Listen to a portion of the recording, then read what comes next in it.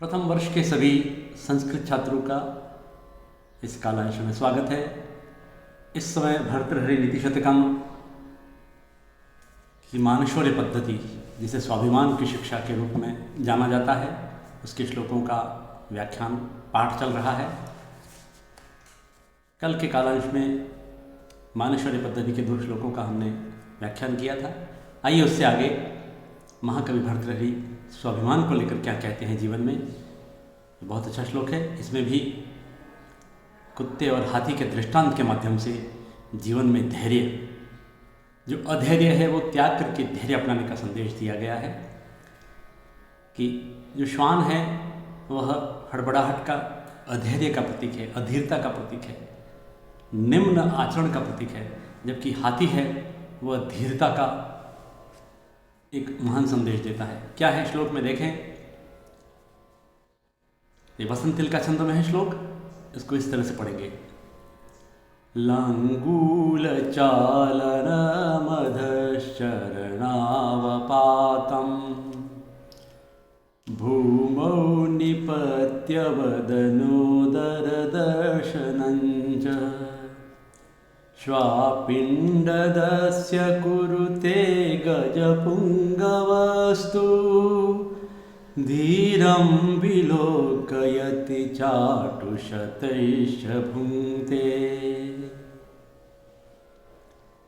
यह वसंत तिल का छंद बड़ा संगीत को लेकर के कई प्रकार से इसको गाया जा सकता है, क्योंकि ये किसी देवता की स्तुति नहीं है, इसलिए अलग से इसको इस तरह से गाने का प्रयास किया है।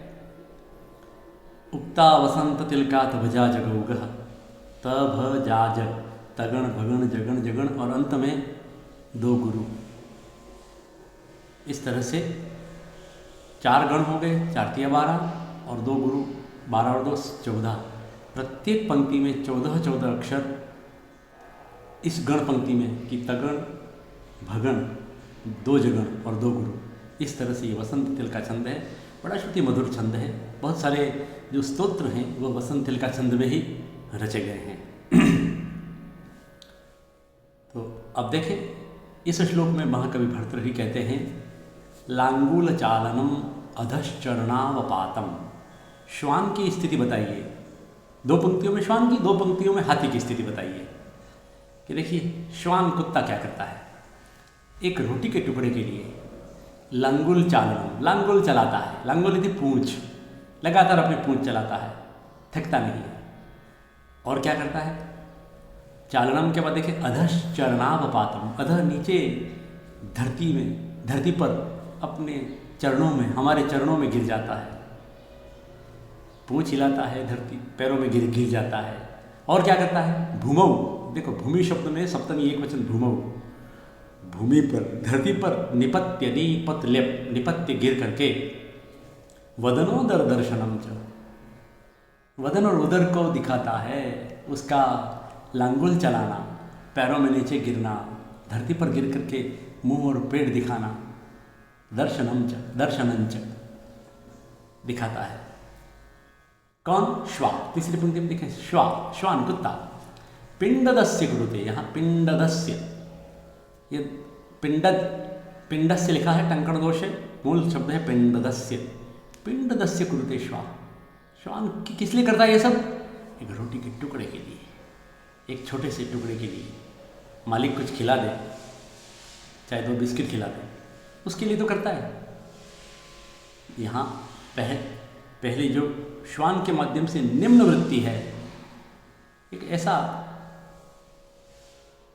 स्वाभिमान रहित जो आचरण है, उसकी बात बताइए। इसलिए हम यहाँ इसको बात से समाप्त करेंगे और कहते हैं, कोमा करके लिखेंगे आगे, गजपुंगवस्तु, गजपुंगवस्तु। गज बने हाथी, गजराज जैसे प्राणी, पुंगवस्तु, पुंगवस्तु। यहाँ तू अलग कर देंगे तो ये सत्व संधि है, विसर्ग संधि। गजपुंगवस्तु, जो गजपुंगव है, हाथी जैसे प्राणी है, वो धीरम विलोकयति, बड़े धैर्य से देखते हैं। चाटुशतैः च भुङ्क्ते, और सैकड़ों प्रकार की चाटुकारिता करने के बाद खाता है।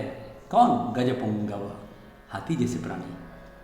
तो हाथी के माध्यम से धीरता अपनाने का संदेश महाकवि भर्तृहरि ने इस श्लोक में दिया है। बहुत अच्छा संदेश है। जीवन में हड़बड़ाहट या ऐसा निम्न काम नहीं करना चाहिए, अधोगति कराने वाला कोई कार्य नहीं करना चाहिए। स्वाभिमान से, धैर्य से, धीरता से, पैशंस के साथ हमें मानवीय मूल्यों को ध्यान में रख करके आचरण करना चाहिए, जिससे हमारा आने वाला पूरा समय है वह अच्छा बना रहे, कोई पश्चाताप न करना पड़े, कोई प्रायश्चित न करना पड़े, पूर्वजों की जो ख्याति है वो बनी रहे। ये बहुत अच्छा संदेश है, स्वाभिमान की महान शिक्षा है श्वान और हाथी के दृष्टांत के माध्यम से।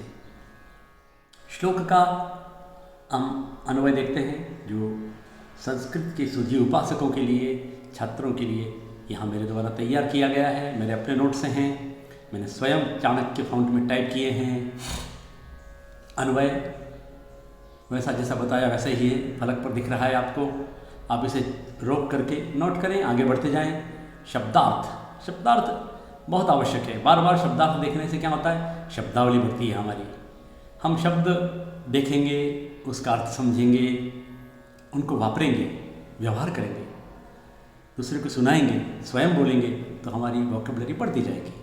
संस्कृत में संभाषण करने का भी दिन आ जाएगा कि आप संस्कृत में बोलने लग जाएंगे। लेकिन ये एक प्रक्रिया है। पहले ही इसको कठिन मान करके आप मानसिकता ऐसी बना ली तो आगे नहीं बढ़ पाएंगे। जो कहा जा रहा है इस वीडियो संदेश के माध्यम से, उस पर विश्वास करें, उस पर निरंतर अभ्यास करते हुए आगे बढ़ें। ये प्रसंग है श्वान यानी कुत्ता, श्वान और गजराज को अधम और उत्तम वृत्ति के उदाहरण के रूप में रख करके उत्तम वृत्ति अपनाने की शिक्षा दी है। यही अनुप्रसंग है, अनुवाद है,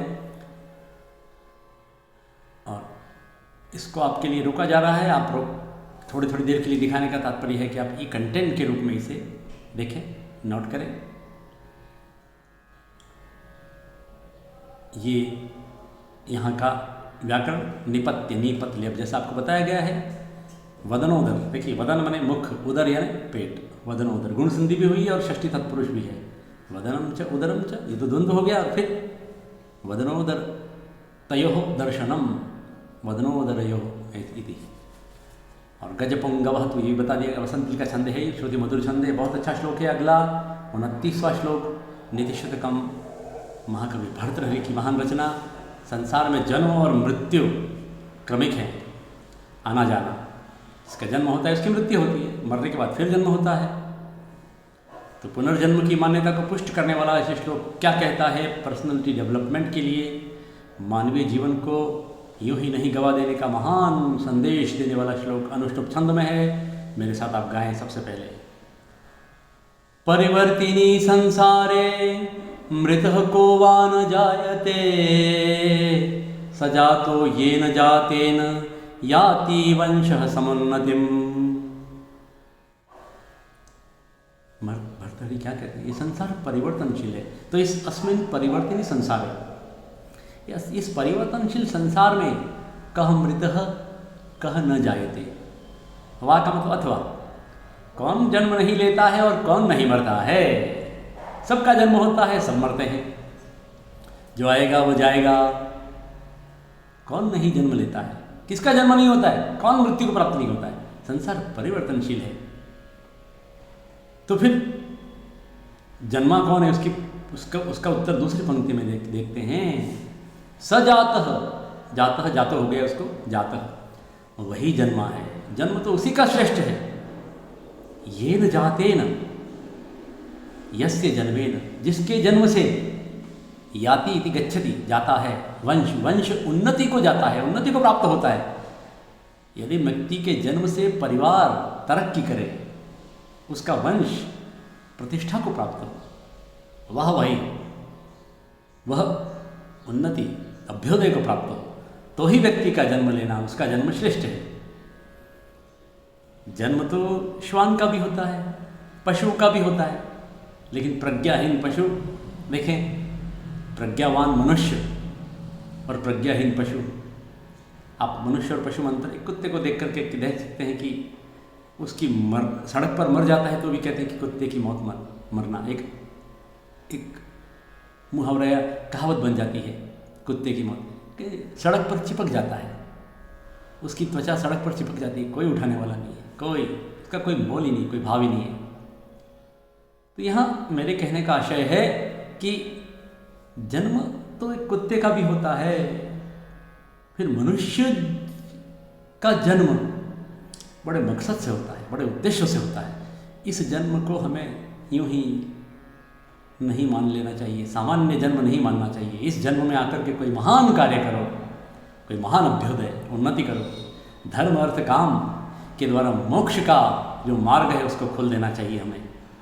अगर इस जन्म में आकर के मनुष्य जन्म लेकर हम पशु की तरह आचरण करते हैं, असत्य, हिंसा, कपट, छल, कुटिलता, तो फिर कोई मतलब नहीं है।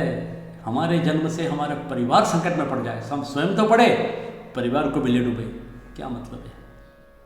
हमारे जन्म का कोई मतलब नहीं है, हम पशु के तुल्य हो गए।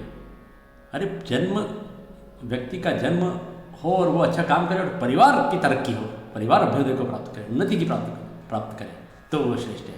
तो एक बार फिर से कहें, अस्मिन् परिवर्तिनि संसारे कह न मर्त्यते कह न जायते, भर्तृहरि कथयति यत् तस्य मनुष्यस्य जन्म सार्थकः सुप्रेप्तः सम्यक् वर्तते यस्य येन जन्मेन वंशः तस्य वंशः अभ्युदय प्रति गच्छति, उन्नतिं प्रति गच्छति। इस प्रकार श्लोक अपना महान संदेश कहने के बाद अन्वय, शब्दार्थ, मानशौर्य पद्धति है, स्वाभिमान की पद्धति है, मानव जन्म की सार्थकता प्रतिपादित की गई है श्लोक में। अनुवाद, संसार परिवर्तनशील है। भगवान कृष्ण भी तो कहते हैं अर्जुन को, तुम क्यों रोते हो, तुम्हारा क्या था जो खो गया, तुमने दिया यहीं, तुमने लिया यहीं, आज जो तुम्हारा है वो कल किसी और का होगा, गए कल किसी और का था, आने वाले कल किसी और का होगा, व्यर्थ में क्यों विलाप करते हो। तो वर्तमान रह करके निष्काम कर्म करके अपने आप को ऊपर उठाओ अर्जुन। ये तो इस प्रकार इस श्लोक में मानव जन्म की सफलता सुकर्मों के द्वारा वंश की उन्नति और प्रतिष्ठा में ही नहीं, तो ये बताया गया है। अनुष्टुप छंद है, एक ऐसा ही श्लोक पढ़ते हैं जो फूलों की हमें वृत्ति दिखा करके, जैसे पुष्प गुच्छ होते हैं वो दो प्रकार से उनकी परिणति होती है, या तो वो राजा महाराजाओं लोगों के सिर पर चढ़ते हैं, देवताओं के सिर पर चढ़ते हैं, या फिर वन में ही सूख कर डंठल पर ही सूख कर नीचे गिर जाते हैं।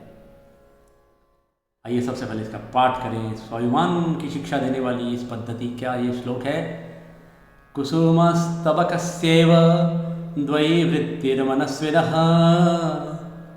मूर्ध्निवा सर्वलोकस्य शीर्यते वनेव वा।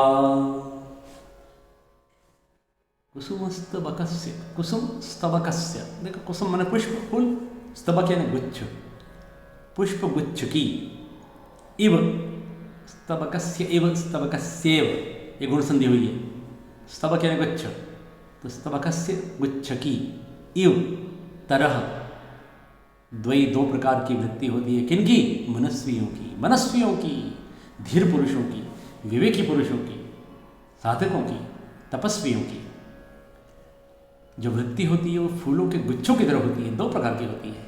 तो फूलों के गुच्छ क्या होते हैं, देखिए दूसरी पंक्ति में देखिए, मूर्धनि वा सर्वलोकस्य, ये मूर्धनि, मूर्धा, मूर्धा शब्द है, मूर्धनि घ टंकण दोष से हुआ है, विद्यार्थी इसको सुधार लें।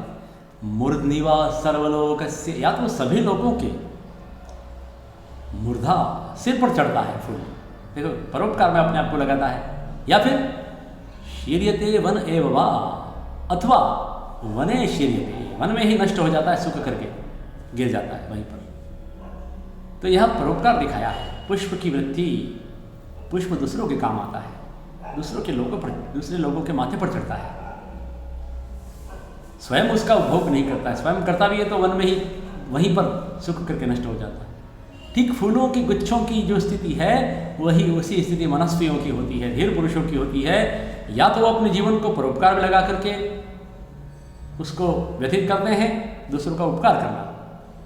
खुद के लिए जीना तो पशुता है भाई, यही पशु प्रवृत्ति है कि आप ही चलें, वही मनुष्य है कि जो मनुष्य के लिए मरे। तो जैसे पुष्प दूसरों के सिरों पर चढ़ता है, शोभायमान होता है, वैसे ही मनस्वी पुरुष अपने जीवन को दूसरों के लिए लगाते हैं। या फिर जिस प्रकार पुष्प वन में ही नष्ट हो जाते हैं, उसी तरह से सच्चे लोग, साधक लोग समाज में जो भी हैं, ऐसी बात नहीं कि तपस्वी नहीं, जो सज्जन लोग हैं, सीधे लोग हैं, ईमानदार लोग हैं, वे अब अपने जीवन में दूसरों को डिस्टर्ब किए बिना, दूसरों के जीवन में व्यवधान किए बिना आसानी से अपना जीवन व्यतीत कर देते हैं। जैसे तपस्वी लोग मन में तपस्या करते हुए नष्ट हो जाते हैं, अपने जीवन समाप्त कर देते हैं, उसी प्रकार तो यहाँ ये मनस्वियों की दो स्थिति बता करके महाकवि भर्तृहरि ने फूलों की तरह बनने का संदेश दिया है। देखिए शब्दार्थ, प्रसंग, अनुवाद और ये इसका भावार्थ, व्याख्या। महाकवि भर्तृहरि ने मननशील, जो मनन करने वाले हैं, चिंतन मनन करने वाले, ऐसे स्वाभिमानी मनुष्य की तुलना किससे की है? पुष्पगुच्छ से। तो मननशील प्राणी, चिंतनशील प्राणी अपने जीवन को परोपकार में लगाकर प्रतिष्ठा प्राप्त करता है, या फिर मन में ही तपोनिष्ठ रहकर देह त्याग करता है। ये इसका श्लोक में थोड़ी सी व्याकरण है, उसका प्रयोग है।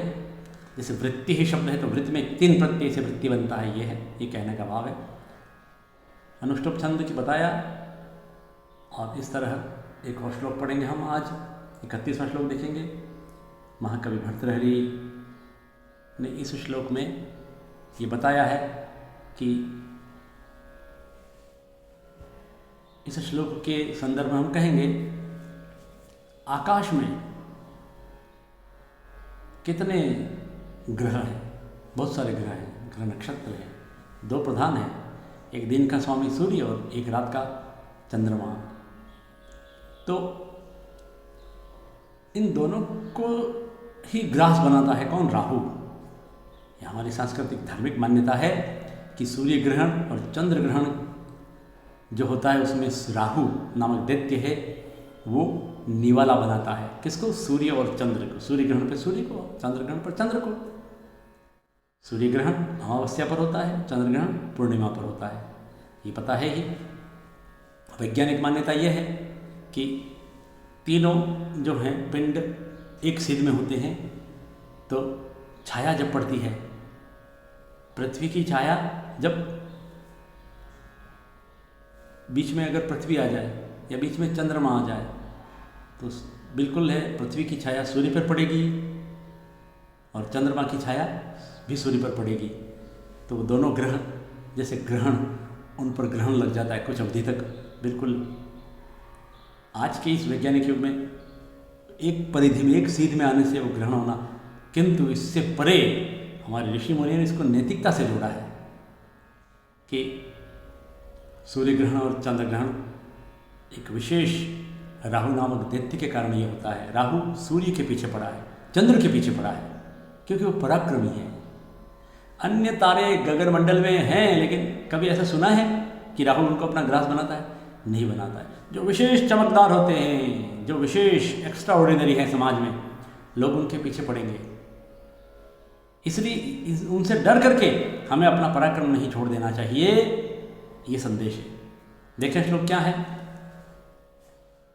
संत्यन्येपि बृहस्पतिर्प्रभृतयः संभाविता पंचशा स्थान प्रत्येष विशेष विक्रम रुचिर राहुर्न वैरायते द्वावेव ग्रसते दिवाकर निशा प्राणेश्वरौ भास्वरौ भ्रातः पर्वणि पश्य दानवपतिः शीर्षावशेषाकृतिः।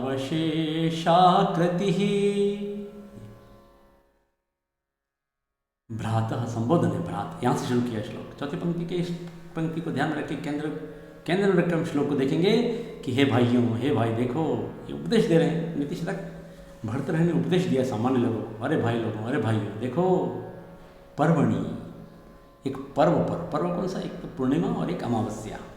तो इन 2 पर्वों पर पश्य, जरा देखो, दानवपति, दानवानम पति, दानवानम स्वामी, कस्ति राहु, जिसका शीर्ष अवशेष आकृति, शीर्ष ही जिसका आकृति है, क्योंकि धड़ अलग हो गया था, वो केतु बन गया। भगवान एक का कथा है, प्राचीन काल पौराणिक कथा है कि जब अमृत मंथन हुआ था समुद्र से, तो उसमें से जो अमृत निकला था वो दानव लेकर के भाग गए थे।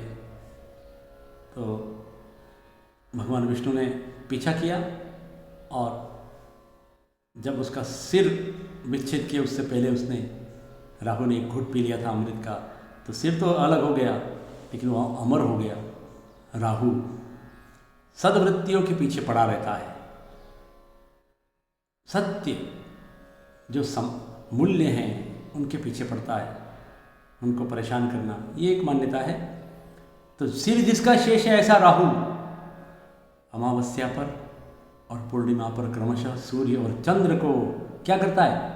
तीसरी पंक्ति देखिए, द्वावेव ग्रसते, द्वैव ग्रसते, इन दो को अपना ग्रास बनाता है।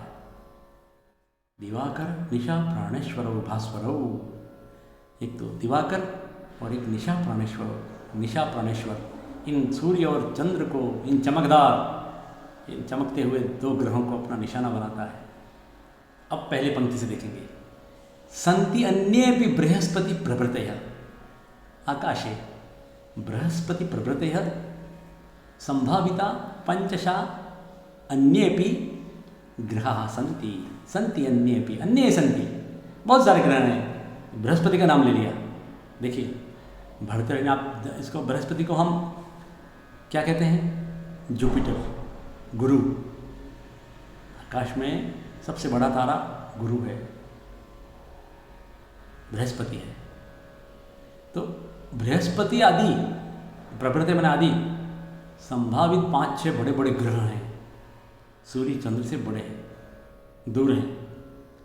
किंतु तान प्रति एषः विशेष विक्रम रुचि, उनके प्रति यह विशेष विक्रम रुचि, राहु का विशेषण बताया, विशेष विक्रम रुचि, उनके प्रति, उन बृहस्पति आदि 5-6 ग्रहों के प्रति यह विशेष पराक्रम दिखाने की इच्छा से राहु न वैराय थे। राहु उनसे कोई वैर नहीं करता है। राहु हाँ, मतलब ये बताया कि कभी बृहस्पति ग्रहण हुआ है क्या? नहीं हुआ है ना। शनि ग्रहण हुआ है कभी? नहीं हुआ है। तो भरतर ये कहना चाह रहे हैं कि आकाश में बृहस्पति आदि संभावित 5-6 बड़े ग्रह हैं, और किंतु यह विशेष पराक्रमी राहु, उनके प्रति कोई दुश्मनी, कोई राहु न वैराय थे। वैराय तो दुश्मनी नहीं करता है, उनके पीछे नहीं पड़ता है, वो तो दो के पीछे पड़ा है। तीसरे पंक्ति, द्वैव ग्रसते द्वावेव ग्रसते, अया संधि है, द्वैव द्वावेव, एचो यवा यावः, द्वौ औक्वाम, सामने एव होने से द्वावेव ग्रसते, दो को ही ग्रसता है। किसको? दिवाकर निशा प्राणेश्वरौ, दो जो भास्वरौ, चमकदार जो ग्रह हैं, एक दिन का एक रात का स्वामी। तो इन दोनों को कब? पर्वणि, विशेष पर्वों पर, अमावस्या पर सूर्य को और पूर्णिमा पर चंद्रमा को। पश्य, हे भाई लोगों देखो, दानवपति राहु शीर्ष अवशेषाकृति, जिसका सिर एकमात्र शेष है, वह विशेष पर्वों पर इन दो को ही अपना ग्रास बनाता है। इसलिए इस श्लोक के माध्यम से महाकवि भर्तृहरि ने क्या संदेश दिया है कि तेजस्वियों के प्रति अकारणिक वैर रखने का ये परंपरा है। सताने की, उनको दुखी करने की दानवी प्रवृत्ति समाज में चली आई है। पुरातन काल में, प्राचीन काल में भी थी। इसका मतलब ये नहीं कि आज भी नहीं है। ये तेजो द्वेष होता है, इसको कहते हैं तेजो द्वेष। कोई व्यक्ति अच्छा काम करता है तो समाज में जो तामसिक और राजसिक जो लोग ऐसे दुराग्रही होते हैं, ऐसे तामसी और राजसिक वृत्ति के लोग तेजो द्वेष रखते हैं। ऐसे सत्वमार्गी लोगों से, सत्व मार्ग पर चलने वाले, ईमानदारी, सच्चाई के रास्ते पर चलने वाले लोगों से, सामान्य लोग जो तामसी हैं, राजसिक हैं, जो केवल भोग में लिप्त हैं, ऐसे लोग उनसे वैर रखते हैं, उन्हें समय पर परेशान भी करते हैं। तो तेजस्वियों के प्रति, सत्य सन्मार्ग पर चलने वाले, उज्जवल मार्ग पर चलने वाले लोगों के प्रति अकारण वैर रखने का यहाँ उल्लेख हुआ है। प्राचीन काल में भी था, आज भी हो है। उन्हें सताया जाता है, लेकिन इससे सत्य परास्त नहीं होता है। सत्य परेशान हो सकता है, सत्य परास्त नहीं हो सकता है। ये बात यहाँ श्लोक में आई है। राहु जैसे लोगों से परेशान होकर के, राहु जैसे दैत्यों से परेशान होकर के चंद्रमा अपनी चमक छोड़ देगा?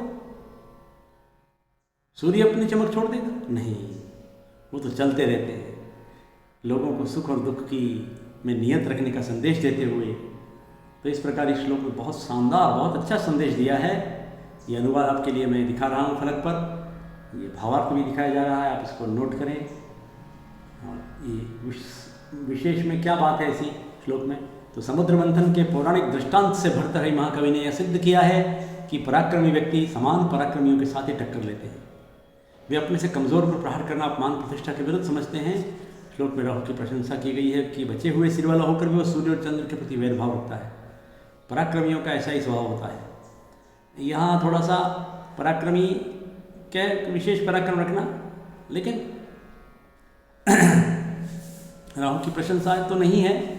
आखिर सूर्य को अपना लेकिन पीछे पड़ना। तो ये श्लोक महाकवि भर्तृहरि का शार्दूल छंद में है। अगले कालांश में हम आपसे फिर मिलेंगे। तब तक के लिए जय भारत।